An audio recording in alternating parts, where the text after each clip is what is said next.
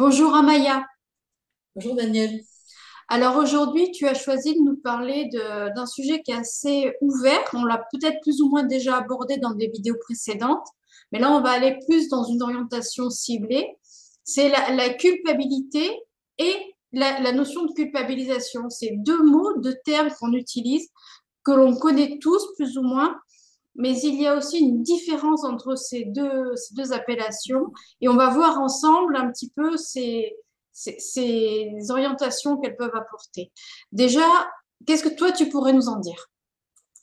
Alors, déjà, je sais que tu aimes bien les définitions, donc on va déjà définir la culpabilité. Donc, la culpabilité, c'est vraiment ce sentiment de se sentir coupable.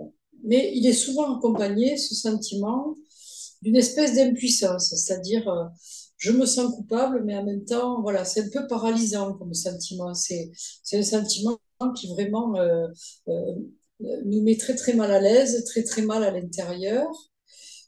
Mais voilà, c'est tout. C'est que ça, la culpabilité. Enfin, c'est que ça. Donc moi, en fait, ce sentiment de culpabilité, je l'assimile à un programme. Je pense vraiment que c'est un programme. Parce que d'abord, le petit enfant, il a tendance toujours à se sentir responsable de tout. Donc, à se sentir coupable. Donc, ça va démarrer comme ça.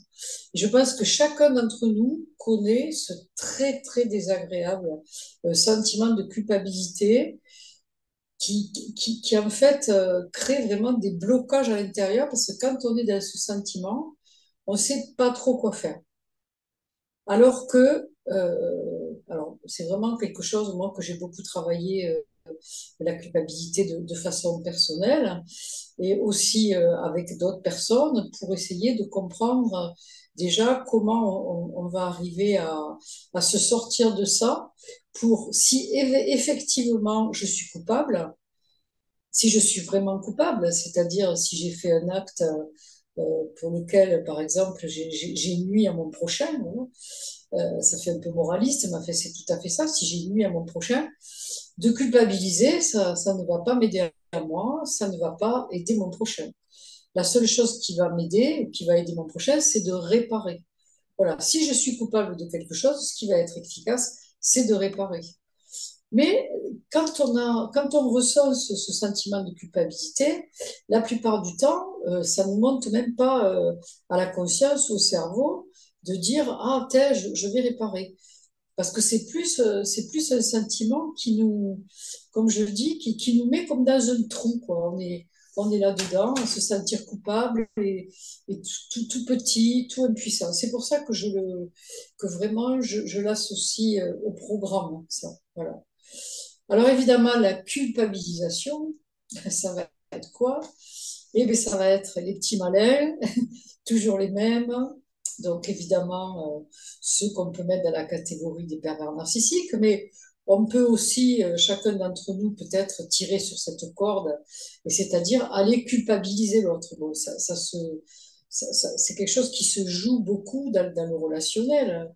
Encore une fois, c'est pas moi, c'est toi, donc je vais culpabiliser l'autre pour me décharger moi-même d'une quelconque responsabilité. Voilà, c'est-à-dire que la culpabilisation, c'est aussi une arme pour fuir sa propre responsabilité. Donc, on voit bien que ce sont deux choses, deux positions, en tout cas, différentes. Après, on peut agir, enfin, agir ou ressentir les deux cas. C'est-à-dire qu'à un moment, on peut être culpabilisant avec une personne parce qu'on est en colère, parce qu'on n'a pas envie de voir non plus que peut-être nous, on n'est pas clair, ou peut-être parce que vraiment la personne, elle a fait quelque chose de pas bien, donc on le lui signifie. Voilà, et après, ben après, ça va entraîner donc une culpabilité. Mais là où c'est quelque chose, c'est pour ça que j'avais envie de parler de ça, c'est que si par exemple, je te fais un reproche en te disant, ah ben peut-être, t'as pas fait ça, tu aurais pu le faire comme ça, c'est vrai que toi, tu vas forcément ressentir un sentiment de culpabilité. Et tu n'auras pas le truc de dire, ah, ben tiens, mais peut-être qu'effectivement, j'ai pas fait ça comme il faut. Donc peut-être on peut essayer d'arranger les choses pour que je le fasse mieux, que je m'améliore, etc. Et souvent, on comprend bien que la culpabilité, c'est quelque chose qui vraiment, ça visse, quoi, ça bloque, ça crée des blocages. Si je te dis quelque chose, si tu me dis quelque chose et que je réagis par la culpabilité, mais je ne vais rien faire pour améliorer la situation, pour m'améliorer, ou pour réparer, ou pour faire en sorte que ça s'arrange, quoi. Voilà, c'est pour ça quand même que ce sentiment de culpabilité que nous ressentons tous, euh, il faut quand même voir que c'est quelque chose d'assez pervers, et c'est pour ça que je l'assimile au programme, en fait, voilà, la culpabilité. Et pour avoir vécu avec des pervers narcissiques, enfin plusieurs, enfin, entre autres, je pense à une personne comme ça, qui chaque fois en fait qu'elle faisait du mal, elle avait de la culpabilité aussi. C'est-à-dire que c'est vraiment personne n'est à l'abri de ça. Et je me rappelle que souvent je discutais avec cette personne en lui disant, mais plutôt que de culpabiliser, répare. Toujours pareil. Mais voilà, ça veut dire aussi que même un pervers narcissique, il peut ressentir de la culpabilité et c'est quelque chose qui va bloquer. C'est-à-dire, je vais essayer de donner un exemple. Par exemple, une mère, elle a abandonné son enfant. Je donne un exemple un peu lourd pour bien comprendre.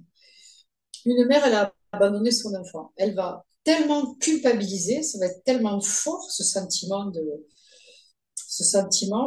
qui est bloqué à l'intérieur qu'elle va être incapable, en fait, d'aller voir cet enfant et de pouvoir affronter la situation, de pouvoir affronter le fait qu'elle l'ait abandonné, quoi. Et ça se retrouve beaucoup, et ça se retrouve beaucoup dans des situations un peu, enfin, plus ou moins dramatiques en tous les cas, où cette culpabilité va complètement bloquer la réparation, quoi. Ou quand il y a eu des violences, ou quand il y a eu quelque chose oui, des violences, qu'elles soient psychiques ou qu'elles soient physiques, la personne qui a aussi été violent est dans une telle aussi, malgré tout, culpabilité, même si c'est un pervers narcissique, il ne peut pas réparer.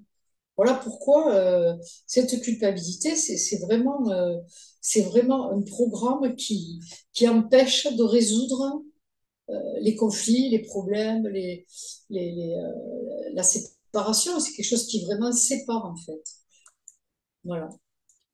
Pour rejoindre un petit peu tes propos, en effet, on peut observer que quand on est dans un sentiment de culpabilité, il y a ce sentiment, ce ressenti de blocage. Là, c'est vraiment, je reprends tes propos et je reprends un petit peu ce que tu viens de dire. Quels seraient les outils, quel serait le champ des possibles pour justement aller au-delà de ce champ de blocage? Parce qu'on le voit tous aujourd'hui dans un sentiment de culpabilité qui peut aussi générer une culpabilisation sur autrui, une sorte de mécanisme qui s'enchaîne Oui. un petit peu sans fin. Euh, Ça peut paraître anodin pour celui qui va le prononcer. On est tout de même sur du principe de manipulation. Hein. Qui dit culpabilisation volontaire dit manipulation. Et qui dit culpabilisation involontaire dit aussi manipulation, mais pour le coup inconsciente. Par contre, là, la question, c'est quels seraient selon toi les outils, le champ des possibles pour pouvoir aider ceux qui sont de l'autre côté de la vidéo à se dire, bon, maintenant j'arrête, je coupe avec ce sentiment pour le moment. Qu'est-ce que tu pourrais conseiller? Alors, je ne sais pas si le but, c'est de couper avec ce sentiment. En tout cas, déjà, c'est pour ça aussi que nous faisons cette vidéo aujourd'hui, c'est d'éclairer ça, de prendre conscience de ça. Parce que quand on a ce sentiment de culpabilité, parfois, on est tellement collé à ce sentiment que ça crée un malaise intérieur et que ce malaise intérieur, il peut être très, très ancien, il peut s'être installé dès la petite enfance. C'est comme un endroit de nous comme ça où on va se couper, on va être pas bien, on va se couper et puis c'est mais en même temps, ça peut être tellement intime à l'intérieur de soi que on peut pas. C'est comme je dis, c'est comme dans un cachot. Tout ça, c'est dans le noir, en fait. Hein, c'est caché. Et déjà, c'est déjà une première démarche que de faire cette introspection pour savoir qu'est-ce que je ressens d'arriver à identifier déjà que c'est de la culpabilité. Déjà de faire ça va faire lâcher un petit peu en disant oui, effectivement, je ressens de la culpabilité et apprendre comme ça à reconnaître ce sentiment chaque fois qu'il arrive. Et déjà, c'est une approche très importante parce que le fait de le nommer, de le reconnaître, déjà, ça va changer l'impact que ça va avoir. Voilà. Et puis après, évidemment, une fois qu'on a pu l'identifier, ce qu'il y a de bien aussi, c'est de communiquer, alors, ou avec un thérapeute, ou même avec quelqu'un à qui on a confiance, pour dire, ben, tu vois, dans une situation comme ça, je ressens de la culpabilité, j'ai un tel sentiment de culpabilité que je suis bloquée, que je n'arrive pas à parler, que je n'arrive pas à faire bouger la situation. Voilà. Ça, c'est pour moi la chose la plus importante. Et je pense, ça fait en tout cas, encore une fois, puisque chaque fois que je parle de mon parcours. Moi, la culpabilité, j'ai l'impression que vraiment j'ai baigné dedans très longtemps, de façon très intense. Et justement, j'ai mis du temps à l'identifier parce que j'identifiais plus ce malaise juste comme un malaise, un peu confus, où je me sentais pas justement à la hauteur avec les autres, où je me sentais mal en fait, tout simplement. Et, et petit à petit, j'ai compris qu'en fait, c'était un sentiment de culpabilité. Et petit à petit aussi, j'ai compris que les personnes toxiques avec qui j'étais dans mon enfance se servaient de ça pour me dominer. Alors c'est vrai que quand c'est un enfant, c'est facile de dominer un enfant en le culpabilisant en permanence parce que l'enfant, il fait confiance absolument aux personnes qui l'entourent. Il pense toujours que c'est lui qui ne va pas. Et quand on culpabilise tout le temps un enfant, justement, pour se déresponsabiliser, ça c'est très important, c'est que c'est tout le temps comme ça. C'est-à-dire la culpabilisation, c'est toujours pour se déresponsabiliser. Voilà. Donc aussi,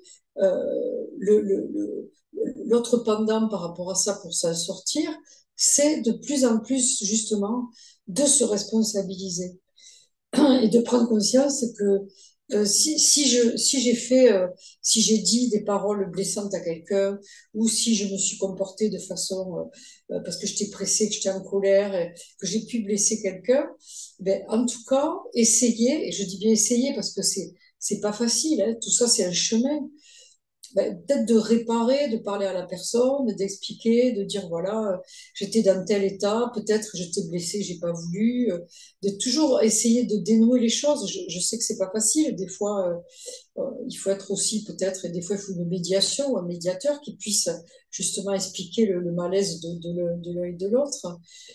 Mais cette culpabilisation, c'est vraiment quelque chose qui nous fait beaucoup de mal aux humains en général. Voilà.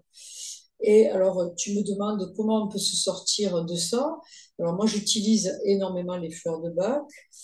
Et donc, il y a une fleur de bac qui est très efficace pour la culpabilité. C'est donc pine, donc le pin sylvestre, en fait.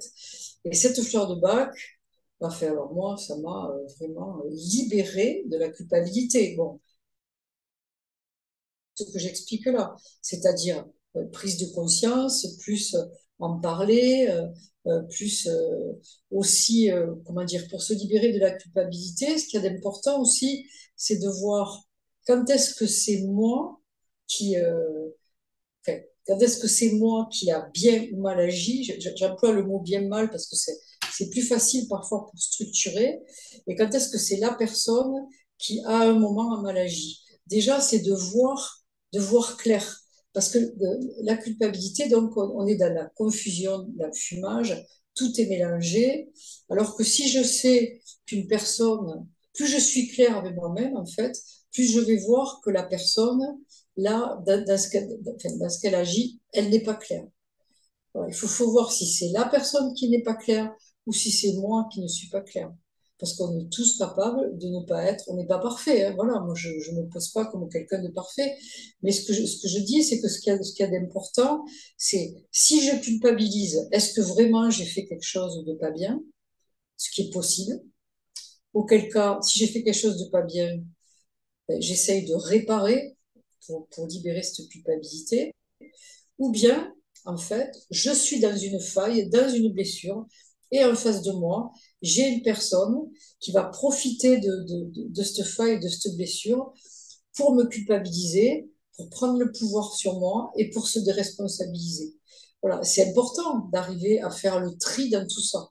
Et c'est la seule façon pour moi de vraiment de se libérer complètement, c'est de faire tout ce chemin, pour pas dire travail, parce que ça demande quand même toujours de revenir à soi, toujours d'essayer d'être conscient de ce qui se passe, de comment je réagis, de qu'est-ce qui est blessé en moi, de comment réagit l'autre, qu'est-ce qui est blessé en lui, pour pouvoir être clair.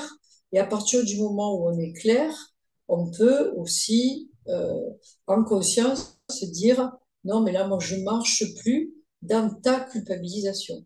Parce que c'est des choses qui peuvent durer, par exemple, dans les familles, dans les rapports parents-enfants, dans les couples, quelque chose qui soit tout le temps, quelque chose de récurrent, en fait, hein. C'est-à-dire, ça va toujours être la faute de quelqu'un.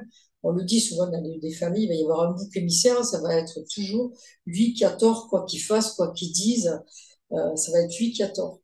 Mais à partir du moment où si moi je me retrouve comme un bouc émissaire, mais que je dis non, non, mais là, moi, ça, non, non, je prends pas, je prends pas. Ça t'appartient. Voilà. Toi, tu dis que c'est moi, mais moi, je dis non. On peut toujours aussi, encore une fois, reprendre le pouvoir sur soi. Et on a d'ailleurs le devoir, j'ai envie de dire, de reprendre le pouvoir sur soi pour ne plus se laisser culpabiliser. Mais encore faut-il être assez clair pour faire vraiment la différence entre quand est-ce que c'est moi qui justement ai fait quelque chose de pas bien ou quand est-ce que c'est l'autre. Et plus je suis claire avec moi-même, plus je suis en conscience, plus je peux le voir. Et puis il y a un petit truc aussi, c'est que quand on est à l'écoute de soi, à un moment, on arrive à sentir quand on est vraiment aligné avec soi. Parce que quand on est vraiment aligné avec soi, on est bien. C'est-à-dire, si je dis à l'autre à un moment, non mais là je marche plus, je marche pas dans ton système, que j'ai fait ça et puis que voilà, je me sens bien, pour moi c'est que c'est juste, quoi. Voilà, c'est que c'est juste.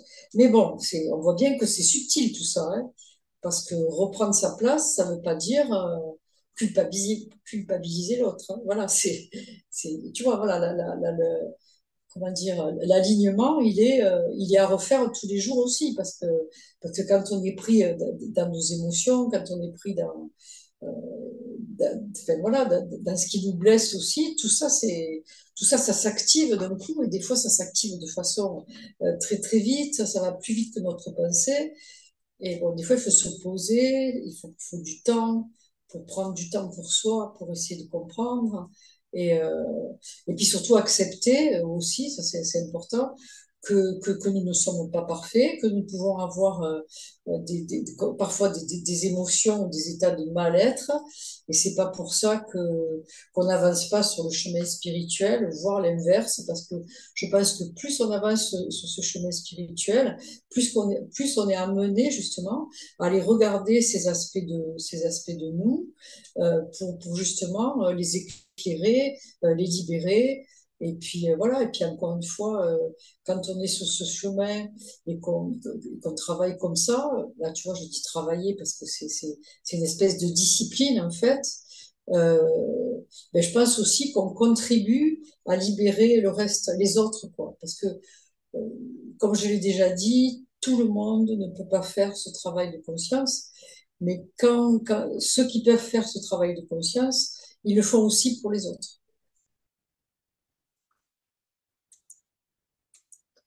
Et on est et,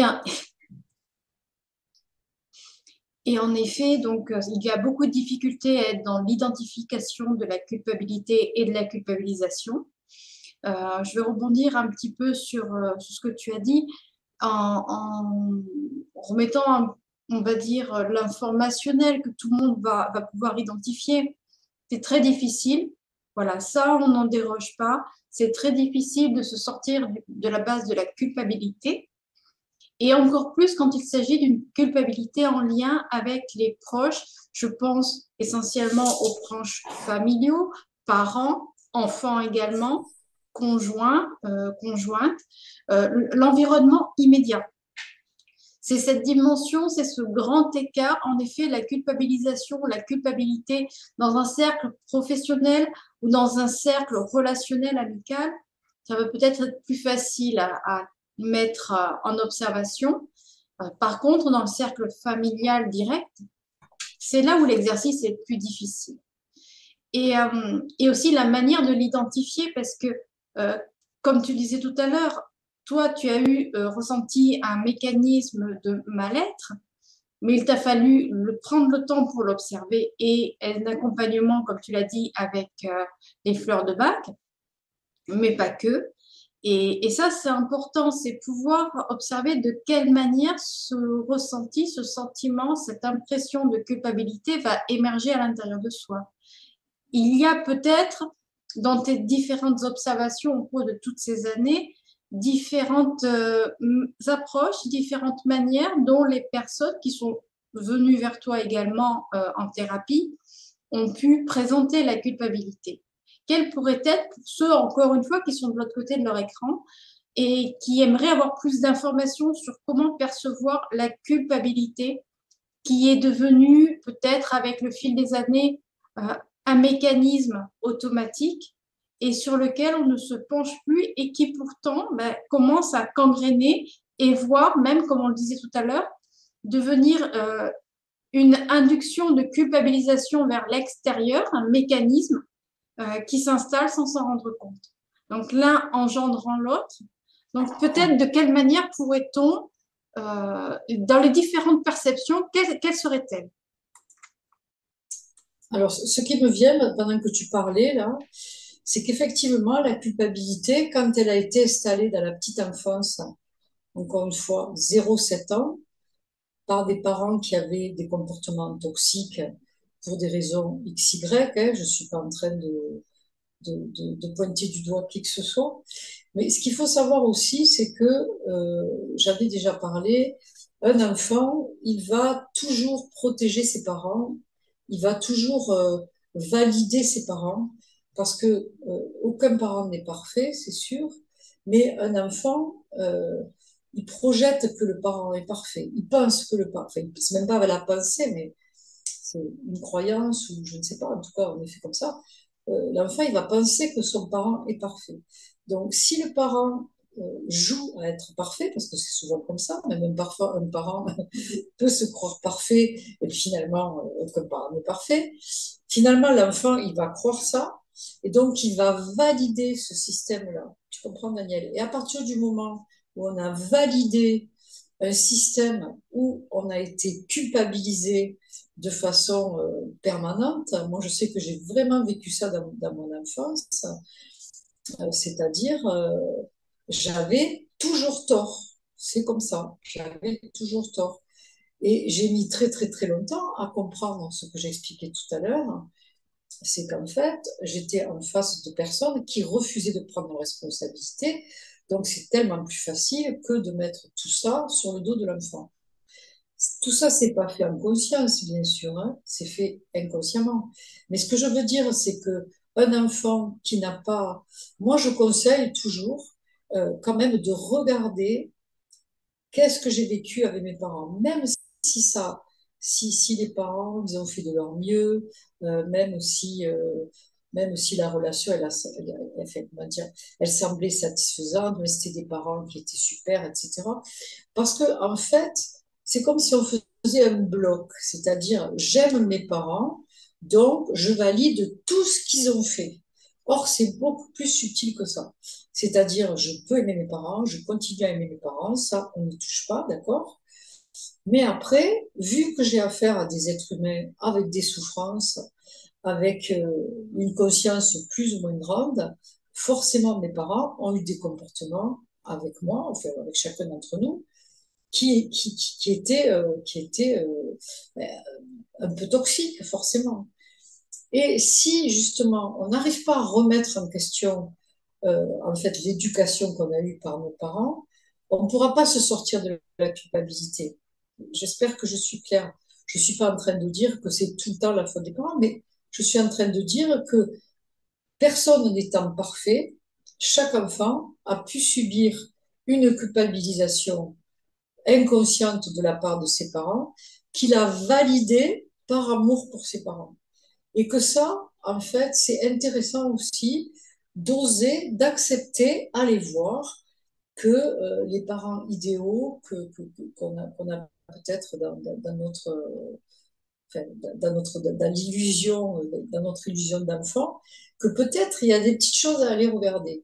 Et je pense que ça, c'est très important de le faire aussi, parce que aller regarder qu'un parent, à un moment, il a fait quelque chose de pas bien, c'est pas du tout pour culpabiliser le parent ou pour penser du mal de lui, c'est juste pour retrouver sa propre intégrité, pour pouvoir se réaligner, pour pouvoir réparer et pour pouvoir se libérer de ce sentiment de culpabilité. Si on a un sentiment de culpabilité récurrent depuis longtemps, depuis l'enfance, c'est qu'il y a quelque chose qui n'allait pas dans les rapports avec nos parents ou avec les adultes référents. Ça, c'est sûr. Mais ça peut être aussi un grand-parent, ça peut être à l'école, un instituteur ou un éducateur, je ne sais pas. Mais en général, moi, les personnes avec qui je travaille et qui ont justement ce sentiment de culpabilité, il y a toujours eu de la culpabilisation dans l'enfance. Et plus spécialement entre 0 et 7 ans. Je dis plus spécialement. Mais après, la culpabilisation, elle peut venir après. Donc, ce que tu disais, après ce qui se passe dans les rapports, bon, dans la famille, on a compris que si c'est installé depuis le début, eh ben, ça va continuer jusqu'au moment où on va dire non, non, mais moi je fais plus, je veux plus, je veux plus, je veux plus. Donc là, là, il y a quelque chose qui va pouvoir s'arrêter. Moi, c'est ce que je vis, donc je témoigne que c'est possible. C'est-à-dire si moi je refuse de culpabiliser, en face, on arrête de me culpabiliser aussi. Hein. Ça, c'est très important de reprendre le pouvoir. Après, justement, quand ça, c'est pas identifié, ce qui se passe, ce que tu disais, c'est que dans les rapports amicaux ou dans les rapports sociaux, eh ben, ça va revenir. C'est-à-dire, on va se faire, on s'attaque les uns les autres, entre guillemets, dans nos failles. Et la culpabilité, c'est une faille, c'est un programme, et c'est quelque chose d'énorme parce que enfin, c'est vraiment, c'est pour ça qu'on fait une vidéo sur ça aujourd'hui. C'est vraiment une arme aussi, encore une fois, j'en ai pas encore parlé, mais on va en parler, de ces forces évolutives qui nous ont bien programmés avec ça. Voilà, dans les deux sens. Avec la culpabilité et avec la culpabilisation. La culpabilité, ça nous paralyse, ça crée des blocages. La culpabilisation, en fait, ça nous empêche de nous responsabiliser. Donc, ces forces-là, gagnant, gagnant, pour les deux côtés. Voilà. Et ça, c'est toujours intéressant de le voir. Et quelque chose de sûr, c'est que on a vraiment l'impression, quand on est là-dedans, dans ce sentiment de culpabilité, c'est tellement collé à nous, c'est tellement intime que ça fait partie un peu de ce que je suis, où on dit, ben oui, mais moi je suis comme ça, moi je culpabilise. Eh bien non, ça ne fait pas partie de nous. C'est cette espèce de gros parasite, je ne sais pas comment dire, qui est à l'intérieur de nous et qui peut absolument se libérer et qui doit se libérer, parce qu'encore une fois, quand je culpabilise, je ne répare pas. Voilà. On ne peut pas faire les deux. Et je dis à tous ceux qui culpabilisent et qui nous regardent, eh bien, plutôt essayez de réparer. Si vraiment vous avez fait quelque chose pour lequel vous vous en voulez, voilà, essayez de réparer. Je pense qu'il y a toujours moyen de réparer. Je pense aussi que c'est difficile de réparer, mais voilà, plus il y aura de personnes qui le feront, plus on va pouvoir aussi inverser cette programmation pour pouvoir se libérer, quoi.